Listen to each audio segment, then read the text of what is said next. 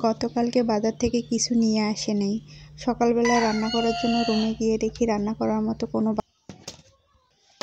আমরা গ্রামে যারা থাকি আমাদের অনেক সুবিধা হচ্ছে বাজার থেকে যদি কোনো বাজার নিয়ে নাও আসে তারপরও আমাদের আশেপাশে যা সবজি থাকে তা আমরা রান্না করি। ছোট ননদকে সিম ওঠানোর জন্য চালের মধ্যে উঠাই দিলাম।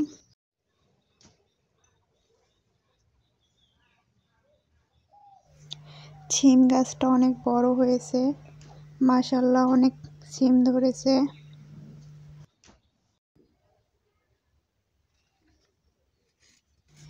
গাছ থেকে পাড়া টাটকা সবজি রান্না করলে অনেক মজা হয়।